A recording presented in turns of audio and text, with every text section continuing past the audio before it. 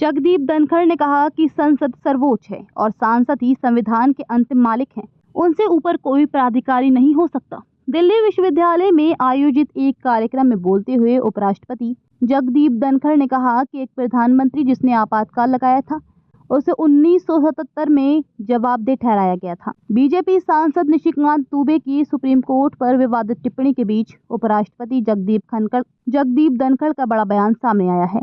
उपराष्ट्रपति ने संविधान में निर्धारित भारतीय सरकार के ढांचे के भीतर न्यायपालिका के अधिकार क्षेत्र पर एक बार फिर सवाल उठाया है। उपराष्ट्रपति ने कहा कि संसद सर्वोच्च है और सांसद ही संविधान के अंतिम मालिक हैं। उनसे ऊपर कोई प्राधिकारी नहीं हो सकता। दिल्ली यूनिवर्सिटी में आयोजित एक कार्यक्रम में बोलते हुए उपराष्ट्रपति जगदीप धनखड़ ने कहा कि एक प्रधानमंत्री जिसने आपातकाल लगाया था उसे 1977 में जवाबदेह ठहराया गया था। इसलिए इसमें कोई संदेह नहीं होना चाहिए कि संविधान लोगों के लिए है और ये इसकी सुरक्षा का भंडार है। उन्होंने कहा कि निर्वाचित सांसद ही संविधान को लेकर अंतिम स्वामी हैं।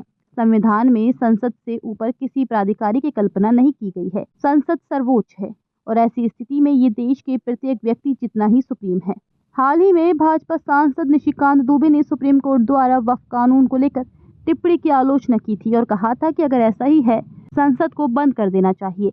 उन्होंने कहा था कि जब सुप्रीम पावर कोर्ट के पास ही है तो संसद की क्या जरूरत है।